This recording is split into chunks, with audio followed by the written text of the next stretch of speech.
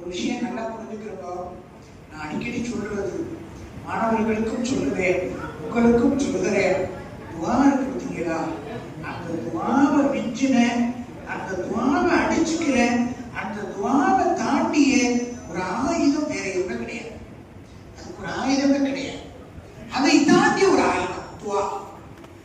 சொல்ல போனால் பத்ர் களத்தில் ரசூலுல்லாஹி ஸல்லல்லாஹு அலைஹி வஸல்லம் அவர்கள் படை பலத்தால் பலவீனமாக இருக்கிறார்கள், உடல் பலத்தால் பலவீனமாக இருக்கிறார்கள், பொருளாதார பலத்தால், வாகன வசதிகளால், இப்படி எந்த ஒரு காரியத்தில் அதிலும் எதிரிகளிடத்திலே போய்விட்டு வெற்றி பெறுகிற சூழலில் எல்லா பயிரிலும் வெற்றி பெறுவதற்கு எதுவெல்லாம் ஆதாரம் என்று நம்ம நினைக்கிறோமோ அது எல்லாத்திலையுமே பலவீனமாக தான் முஸ்லிம்கள் இருக்கிறார்.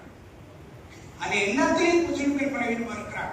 எதிலுமே அவர்கள் வெற்றி பெற்றவர்களாக, எதிலும் அவர்கள் ஜெயித்தவர்களாக, எதிலும் அவர்களை தேடியவர்களாக, எதிலும் அவர்கள் முன்னேற்றம் பெற்றவர்களாக இருக்கல.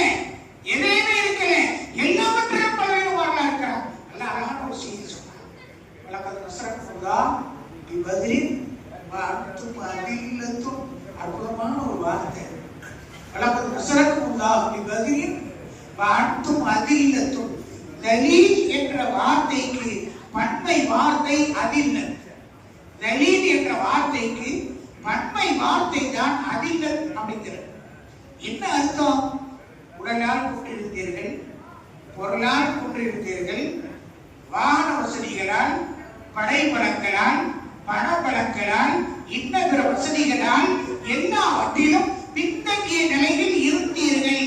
அப்போ உங்களுக்கு எப்படி வெற்றி கிடைச்சது? அந்த சூழலில் அல்லாஹ் வெற்றி கொடுத்தான். குர்ஆன் சொல்லுங்க, அந்த சூழலில் அல்லாஹ் வெற்றியை கொடுத்தான்.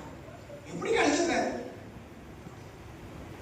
ஒரு மனுஷன் எல்லாம் கைகூடி வெற்றி பெற்றான்னா பெரிய விஷயம் இல்லை, அது பாராட்ட வேண்டிய ஒரு பெரிய விஷயம்லாம் இல்லை.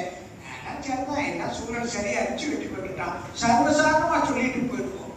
எல்லாவற்றிலும் தோல்வி கொண்டவன் வெற்றி பெறுகிறான் என்றால், எல்லாவற்றிலும் தோற்று போனவன், தோற்று போவதற்கான எல்லா வாதிகளும் எல்லா வாசல்களும் அவனுக்கு முழுக்க திறந்திருக்கிற போது அவன் வெற்றி பெறுகிறான் என்றால் அது ஒரு சாதாரண நடைமுறை விஷயமா, நடக்கிற காரியமா, அது ஒரு நடக்கிற காரியமா, அது நிச்சயமாக இல்லை. பெருமக்களே, ஏதோ ஒரு அதிசயம் நடந்திருக்கிறது. அருமறை குர்ஆன் சொல்கிறது, வலகத் நஸரக்குல்லாஹ் பிபத்ரின் வஅன்தும் அதில்லத்தும். உடல் பலமில்லை, பொருள் பலமில்லை, ஆள் பலமில்லை, அடியாள் பலமில்லை, வாகன பலமில்லை, வசதி வாய்ப்புகள் இல்லை, ஒன்றுமில்லை. ஆனாலும் இன்றும் கூட சரித்திரத்தில் அழுத்தமாக பதிவு செய்யப்பட்டிருக்கிற ஒரு வரலாற்று பதிவு எப்படி சாத்தியப்பட்டது? துஆ என்று சொல்லப்படக்கூடிய ஒற்றை ஆயுதம் தான். அங்கே வாள் இருக்கவில்லை, சீறி பாய்கிற குதிரைகள் இருக்கவில்லை, சீறி பாய்கிற ஒட்டகங்கள் இருக்கவில்லை, விராலி வீரர்கள் இருக்கவில்லை, மிகப்பெரிய பலசாலிகள் இருக்கவில்லை. இருந்தது என்ன தெரியுமா? ஒன்றே ஒன்று, துஆ.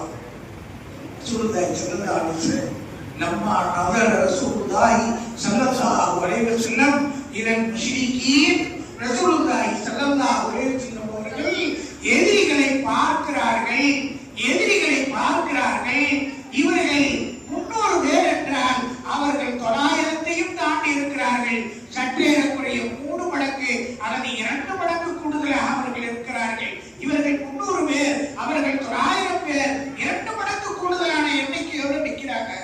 பார்க்கிறாங்க. ரசூலுல்லாஹி ஸல்லல்லாஹு அலைஹி வஸல்லம் பார்த்துட்டு சொன்னாங்க, அல்லாஹும்ம அன்ஜிஸ்னி மா வஅத்தனி வஆத்தினி மா வஅத்தனி.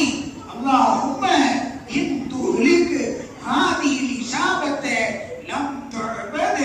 ரசூலுல்லாஹி ஸல்லல்லாஹு அலைஹி வஸல்லம், ரசூலுல்லாஹி ஸல்லல்லாஹு அலைஹி வஸல்லம் எதிரிகளை பார்க்கிறார்கள்.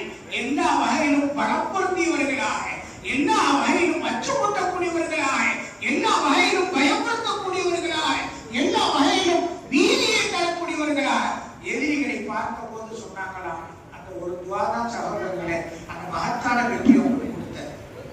சொன்னாங்க, அல்லாஹ் அன்ஜிஸ்னி மா வஅத்தனி. யா அல்லாஹ், எனக்கு நீ உதவி செய்வதாக வாக்கு கொடுத்திருக்கிறாய், எனக்கு நீ உதவி செய்வதாக வாக்கு கொடுத்திருக்கிறாய், அந்த வாக்கை எனக்கு நிறைவேற்றி கொடுத்து. அன்ஜிஸ்னி மா வஅத்தனி.